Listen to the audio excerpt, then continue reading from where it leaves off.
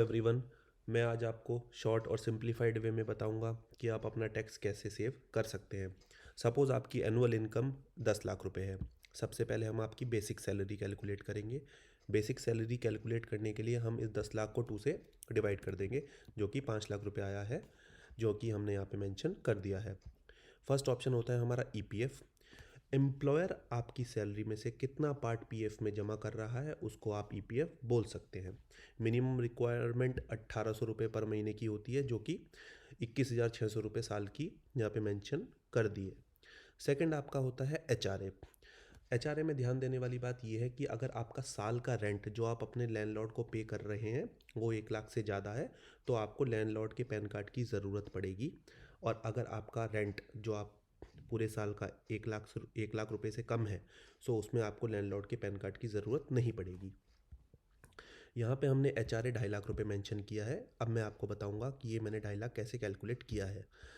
Suppose मेरा monthly rent 25,000 रुपये है, सो मेरा साल का रेंट हो जाएगा 3 लाख रुपये। मैंने इसको 12 से मल्टीप्लाई कर दिया है।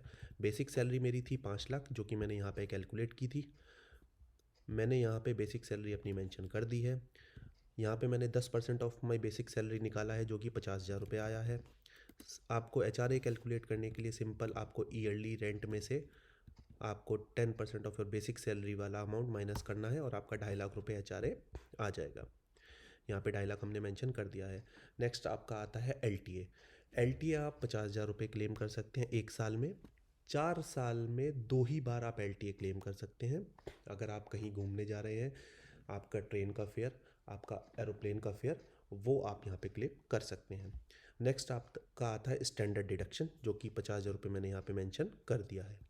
उसके बाद नेक्स्ट आपका आता है चिल्ड्रन एजुकेशन अलाउंस, जो कि 100 रुपये पर महीना होता है, जो कि 1,200 रुपये साल का मैंने यहाँ पे मेंशन कर दिया है। उससे आगे आपका आता है चिल्ड्रन हॉस्टल अलाउंस, जो कि 300 रुपीज़ पर मंथ होता है, जो कि 3,600 रुपीज़ मैंने यहाँ पे मेंशन कर दिया है। नेक्स्ट की सबसे कॉमन और मोस्ट पॉपुलर डिडक्शन, जो कि सेक्शन 80C के अंडर आती है, जिसमें आप मैक्सिमम 1.5 लाख रुपए तक का क्लेम कर सकते हैं। इसमें ध्यान देने वाली बात यह है कि आपकी टोटल लिमिट 1.5 लाख रुपए होती है। सपोज़ आपने म्यूचुअल फंड में 1.5 लाख इन्वेस्ट किया है और आपने लाइफ इंश्योरेंस पॉलिसी भी ली हुई है 50,000 रुपीज़ की ईयरली, बट आप इसमें 1.5 लाख रुपए तक का ही क्लेम कर सकते हैं। फिर आपका नेक्स्ट आता है सेक्शन 80D में मेडिकल इंश्योरेंस, जो कि मैंने यहाँ पे 25,000 मेंशन किया है। अगर आपके पेरेंट्स सीनियर सिटीज़न है तो यहाँ आप 50,000 तक का क्लेम कर सकते हैं। नेक्स्ट आपका आता है सेक्शन 80E में इंटरेस्ट ऑन एजुकेशन लोन। इसकी कोई लिमिट नहीं होती है। अगर आपने हायर एजुकेशन के लिए लोन लिया हुआ है, उसका इंटरेस्ट आप सीधे सीधे यहाँ पे क्लेम कर सकते हैं।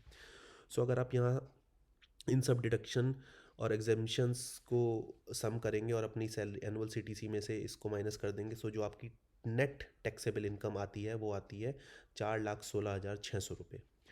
नाउ ये हमारा ओल्ड टैक्स स्लैब है और ये हमारा न्यू टैक्स स्लैब है। एग्जेम्पशंस और डिडक्शंस को कंसिडर करते हुए जो हमारी नेट टैक्सेबल इनकम आई है 4,16,600, उसको कंसिडर करते हुए हम चेक करेंगे कि हम किस ब्रैकेट में ओल्ड टैक्स रिजीम में फॉल करते हैं। अगर हमारी इनकम 5 लाख रुपए से कम होती है, सो हमारा टैक्स रेट 0% हो जाता है। सो इस केस में हमारी एनुअल सीटीसी थी 10 लाख और हमारी नेट टैक्सेबल इनकम आई थी 4,16,600। सो इन सब अगर हम इन सब डिडक्शंस और एग्जेम्पशंस को करते हैं, सो हमारा टैक्स 0% हो जाता है।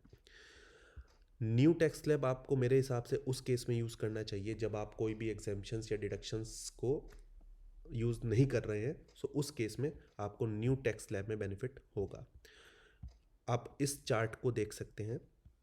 सपोज़ आपको आपकी ग्रॉस इनकम, आपकी इनकम 10 लाख रुपए है और आप केवल 1 लाख रुपए की डिडक्शंस या एग्जेम्पशंस कर रहे हैं, सो उस केस में आपको न्यू टैक्स स्लैब आपके लिए बेनिफिट होगा।